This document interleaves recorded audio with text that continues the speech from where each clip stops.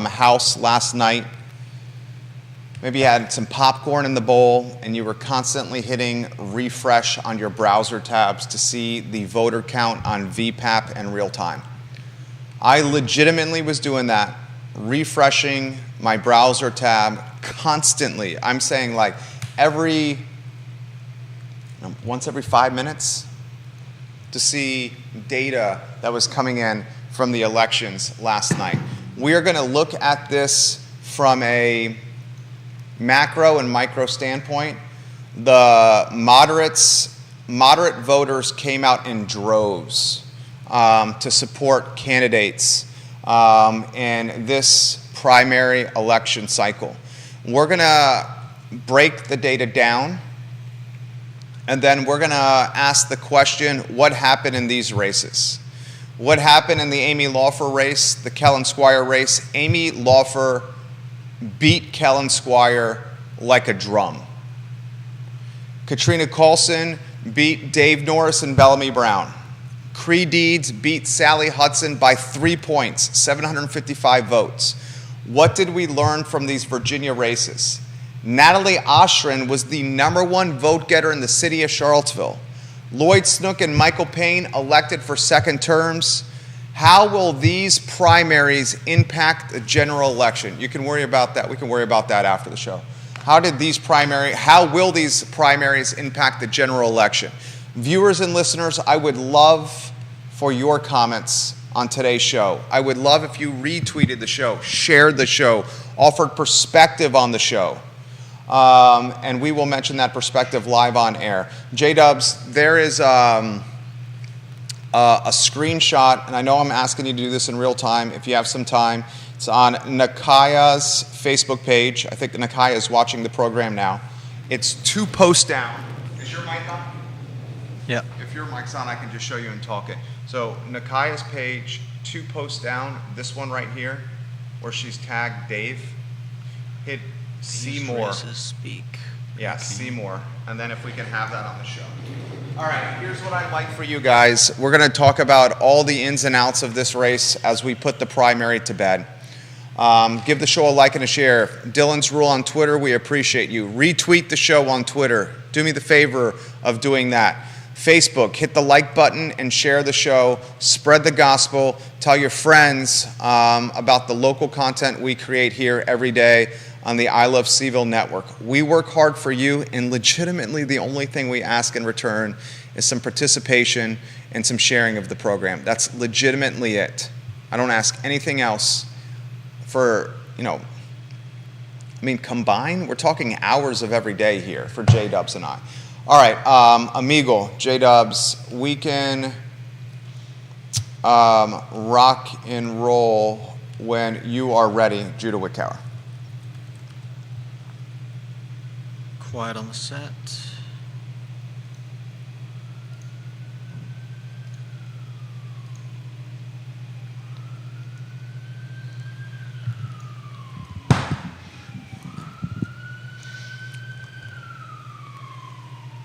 Guys, welcome to the I Love CVille show. My name is Jerry Miller. Thank you kindly for joining us. A good, rainy Wednesday afternoon to you and yours. We're live in downtown Charlottesville in the Macklin building on our network, the I Love CVille network, where we use long-form content to talk about topic matter that's important to you and I.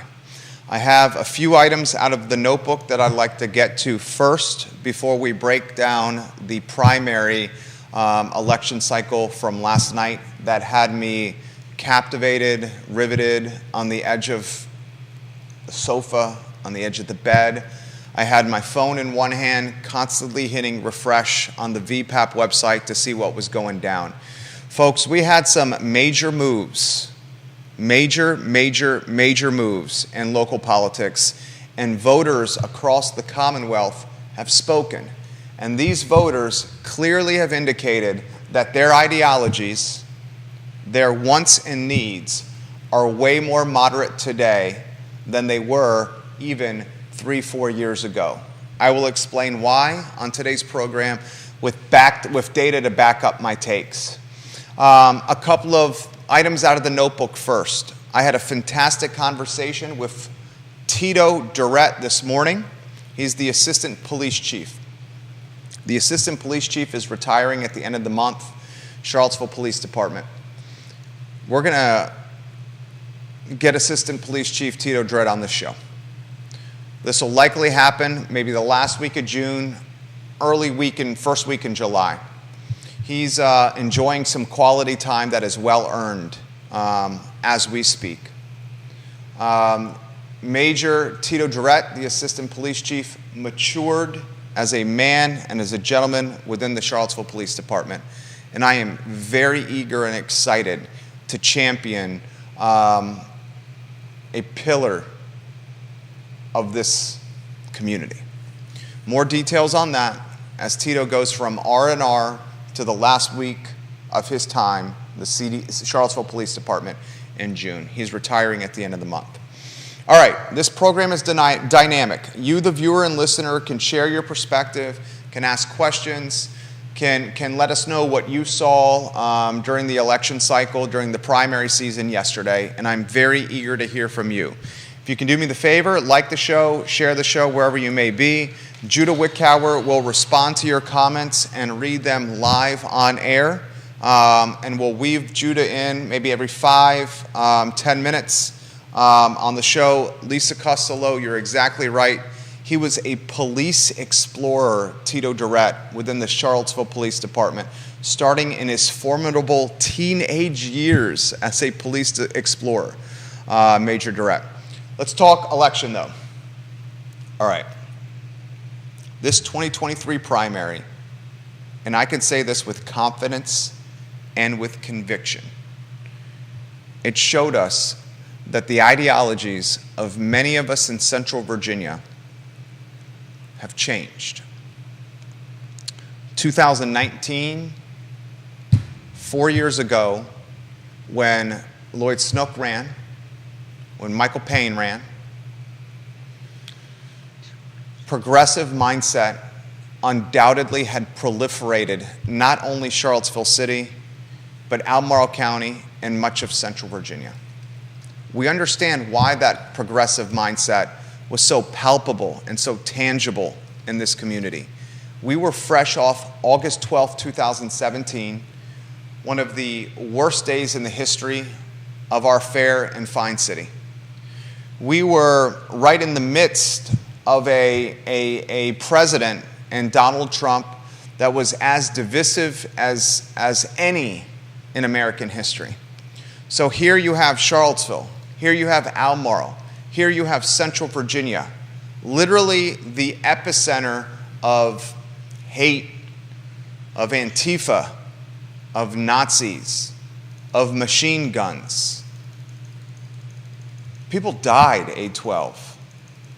Troopers died in a helicopter crash on 8/12. Heather Heyer murdered, and I stand by this statement, in a domestic terroristic attack.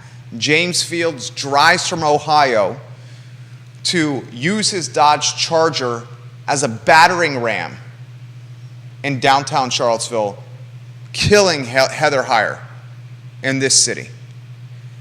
That ecosystem and that dynamic birthed a number of anomalies. The stars aligned perfectly for Nakia Walker to earn a seat on council. Nakia literally was the face of the progressive movement in the shadows of August 12, 2017. She was vocal. She was consistent. She was persistent. She was present. She showed up to council.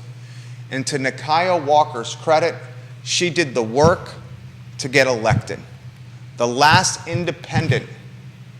Can anyone name another independent to serve on council? Help me, please. She was one. And to her credit, she realized that this ecosystem was primed for a progressive leader on the dais. And voters responded, and not just in that race. They responded in the Sally Hudson race.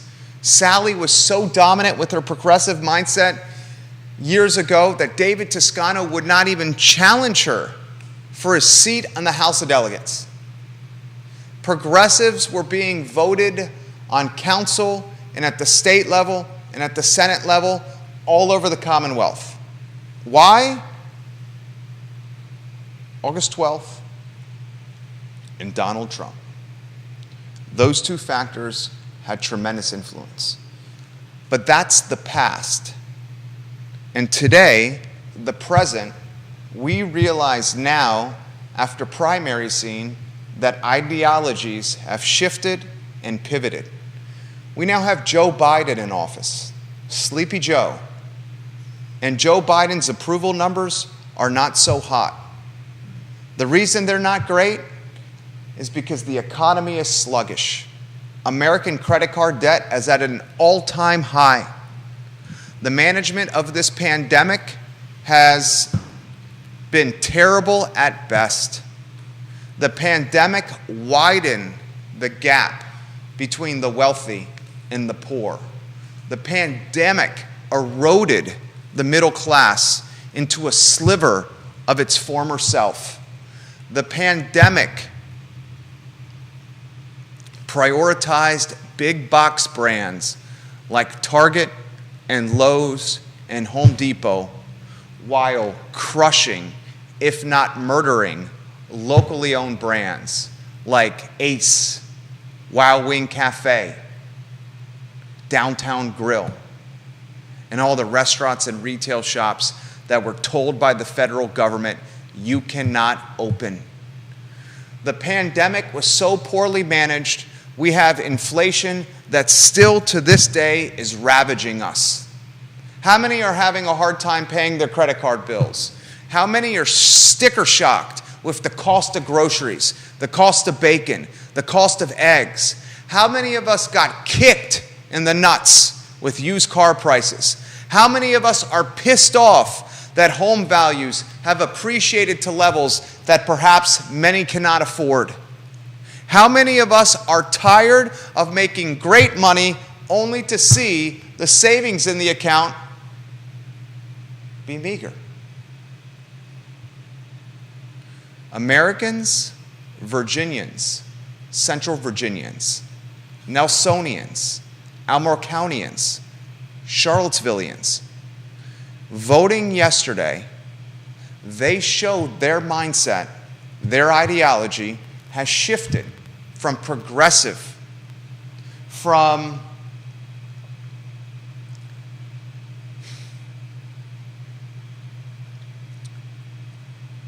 topics, and I may catch some heat for this,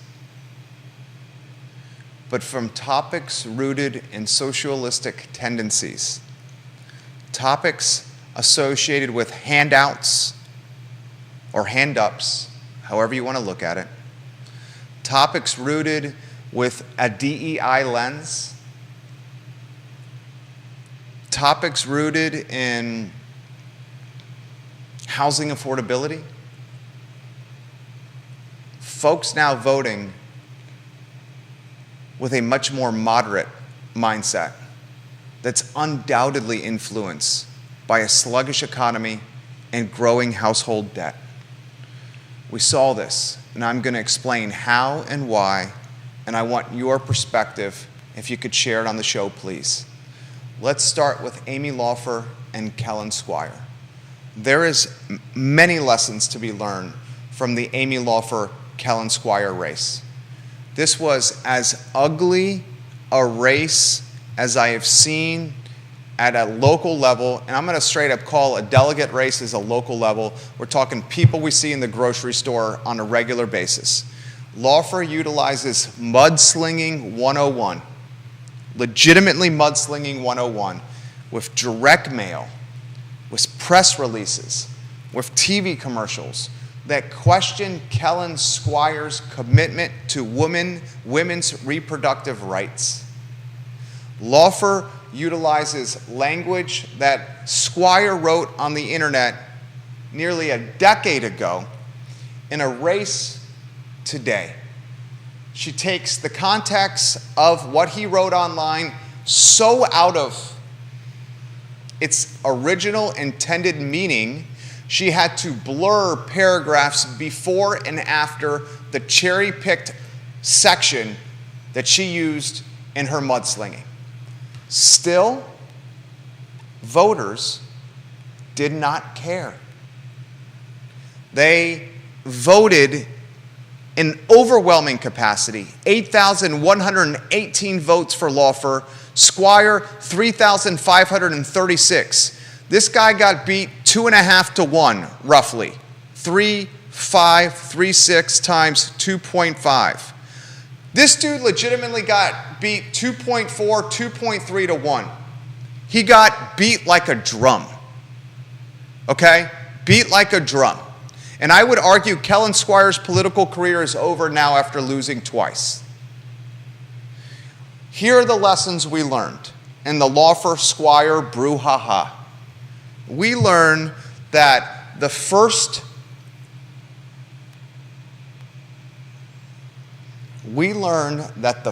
lie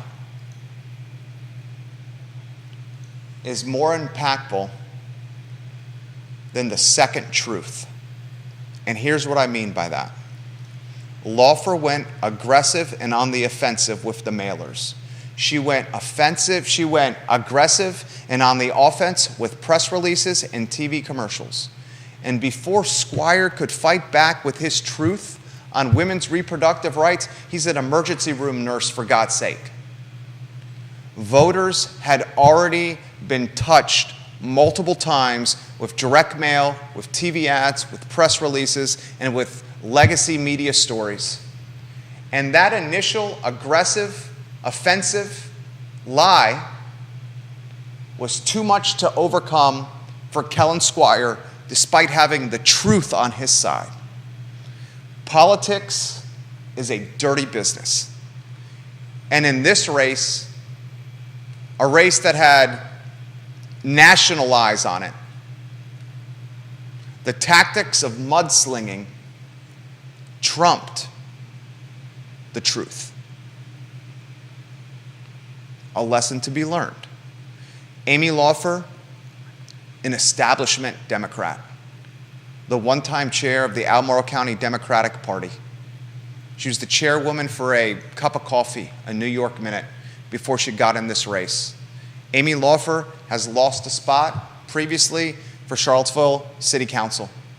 She had lost previous races, for delegates in years past? Prior to this win against Squire, the extent of her political experience was school board, Charlottesville. Amy Laufer lost to Heather Hill and Nakia Walker in the shadows of A12. Today, she's going to be on the House of Delegates. Now, she has competition from Steve Harvey. Steve Harvey's on the show tomorrow. Steve Harvey is in his press release, which he issued to me, said, I'm going to run as a physical conservative. Steve Harvey is going to launch a startup business at the same time he's pursuing a seat in the House of Delegates. First Free Coffee is the name of his business. I like the idea where he's going to give a free cup of coffee to anyone who goes into his startup at the Hollymead Town Center on one condition: you got to have a conversation with Steve if you want the free cup of Java. Launching a political campaign where the odds are stacked against you while you launch a startup when 80% of startups fail in their first 3 years, that's going to be a challenge. Another wrinkle, he's a fiscal conservative in a district that bleeds blue. Still, I respect Mr. Harvey and his chutzpah, his courage, his gumption, and his willingness to jump into the arena. Few people are willing to do that. Laufer, she knows in the back of her mind, most likely in the front of her mind, and frankly speaking, she's probably talking about this with campaign staffers and her husband. She's probably saying this: Steve Harvey, a fiscal conservative, has got no shot to beat me. And she's right. She's right. She's going to represent Albemarle, Louisa, and Fluvanna, and HD 55 in Richmond. She ran a campaign that was basically identical to Kellen Squires until she started slinging some mud. And here's what we learned. Nice guys finish last. There's a reason it's a cliche. Kellen Squire was the nice guy. And he got his ass kicked. 70% of voters, Amy Laufer, 30% of voters, Kellen Squire. Laufer utilized mudslinging, and with the benefit of hindsight, it worked. The first lie trumped the second truth. Now, let's go to the next race. And if you'd like to jump in, Jude, on a two-shot with any comments that people are having, just give me any kind of hand signal as we figure this out, and I'm happily will weave you in the mix. All right. Yeah, we've got several. All right, two-shot, Judah Wickower. Let's see. Lisa Costello said she was a police explorer with Tito Durrett. And she says that the hate started with anything Confederate or Confederate related. We also have a comment from Kevin Yancey stating that every one of those factors is directly tied to greed, not bad policy. And Lisa Costello again says that Katrine Calhoun ads were everywhere. One turned their head, all over social media. Name recognition through ad blasting. I read her budget was several times that of other candidates. And we've got John Blair said that Tito Durrett is one of the finest men in the city of Charlottesville. Love you, John Blair. Deep Throat, I'm going to get to your comment on Lloyd Snook, Natalie Alsherin, and Michael Payne, and what that means for upzoning in moments. I'm going to now shift my focus to HD 54. HD 54, the results surprised me. Katrina Coulson wins. And Katrina Coulson wins in dominating fashion. Katrina Coulson, Dave Norris, and Bellamy Brown. I know Bellamy very, very well. Many cold beverages with Bellamy. I know Dave Norris very, very well. Many cold beverages with Dave Norris. I do not know Katrina Coulson that well. She's come on the show once. That's the extent, perhaps, of my interaction with her, outside of some DMs here and there. I got to give Katrina Coulson props. And someone please send her a text message, a DM, call her, email her. She needs to hear what I have to say. Katrina Coulson ran a strategic campaign. Katrina Coulson dominated this race in the two KPIs, key performance indicators, that matter the most: fundraising and voter turnout. She crushed Dave and Bellamy from a fundraising standpoint. And a lot of people, Mary McIntyre is making this point on Twitter, and Mary doesn't like Katrina. Mary lost to Katrina Coulson in a Albemarle County School Board race. Mary's been very vocal on her feelings about Katrina Coulson on her Twitter account. Mary McIntyre, one of the leaders of the union charge with teachers and other employees within the Albemarle County Public School System. Mary made the comment on Twitter today, which I had to respond to, that she, and I'll read it verbatim, Mary, and what I'm saying so far is 100% accurate. I'm not speaking out of turn, Mary, and I'm doing nothing that's disrespectful to you. I'm just reading from Twitter. She said 17 hours ago, literally, I would imagine, after she realized Katrina Coulson had crushed the competition, she put on Twitter, "Tomorrow I want to see the breakdown of cost per vote based on how much the candidates in Virginia's SD11, HD55, and HD54 spent for the total number of votes they got. I think it will be very illuminating, at least in one of those races." She's talking about Katrina's there. I respond to that tweet of Mary McIntyre.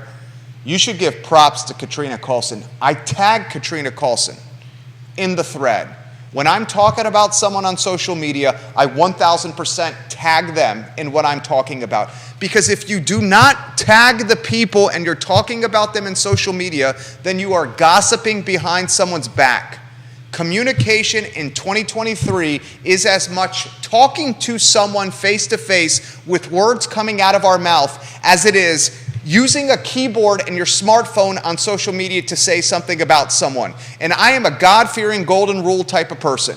I'm going to hold people accountable on social media. I'm going to tag them and make sure I know that I'm talking about them, because that's what's respectful. And that way you're not a gossip or a behind-the-back talker. So I jump in Mary's thread and I said, you should give props to Katrina for HD54, and I @ Katrina.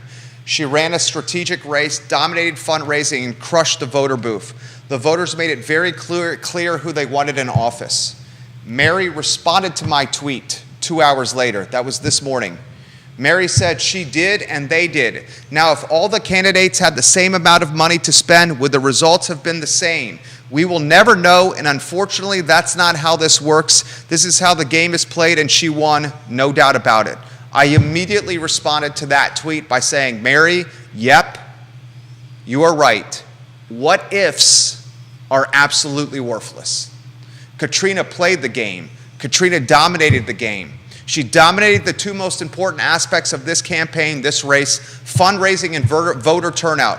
Katrina has now won 2 races, and she has a bright political future. And Katrina Carlson, if you are watching this in real time, or if you watch this at your leisure post-show, I sincerely mean this. Your future is so effing bright when it comes to politics. You have now won a spot on the Albemarle County School Board. You have been chairwoman of the Albemarle County School Board. You led Albemarle County Public Schools as chairwoman through a pandemic. You were one of the first to champion the opening of schools during COVID. Now, in hindsight, you were absolutely right. I was right there with you, by the way, of getting the damn schools open during COVID, because the collateral damage of having little Johnny and little Susie learning their ABCs and 1, 2, 3s in the coat closet or in the basement bathroom was way greater than the risk of a virus that we'd never seen before. I said that in real time, and I caught so much flack for that. But in hindsight, we were right, Katrina. You leveraged your spot on the school board and as chairwoman into a campaign that tickled the fancy of Sonia Smith. And Sonia Smith was so impressed, so seduced, so romanticized by your potential. She funded your campaign at a prolific clip that trampolined you to victory. I sent Katrina Carlson a direct message on June 14th, 7 days ago. And I was very direct with her, and I'm going to read it verbatim. Katrina, I am going to have to call out those absurd Sonia Smith contributions on the I Love CVille show. I wanted to give you a heads up beforehand because that's what's right. I'm happy to host you so you can rebuttal what a lot of people are saying is a purchased election. Just a thought. The show is yours if you'd like to come on. She responds to my direct message.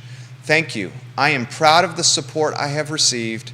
I have the most individual donors, the most small donors, the most in-state donors, and the most local donors. If people are interested specifically in the fundraising of the candidates, you can point your listeners to VPAP to see the diversity and scope of my support and to provide context for all the great candidates. Also, it is a great resource to educate voters. I appreciated the opportunity I had to talk to your audience earlier in the campaign, but in these final few days, I am fully booked with campaign commitments. I hope you have a wonderful show, and I cannot wait to get back on the program again soon. Loved that answer. I love that answer from what is now Delegate Carlson. Let me see if I can find the quote.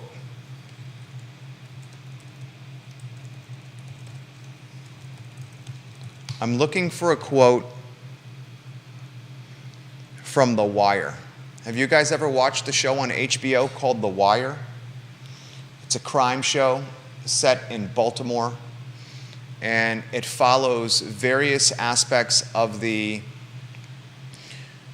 criminal ecosystem that is Baltimore, Maryland, from smuggling in goods on the docks of Baltimore, including prostitutes from Western Europe who perished in a container, to the life of teenagers and adolescents who skip school and are forced into the drug trade just to pay rent for their parents, to the newspaper business in Baltimore as it's literally deteriorating before our very eyes, to the police department in Baltimore and the challenges the Baltimore Police Department face with numbers and taxes, when taxes are cut, and how that impacts bodies and enrollment and vacancies, and then politicians still demanding that the police do more with less. Phenomenal program.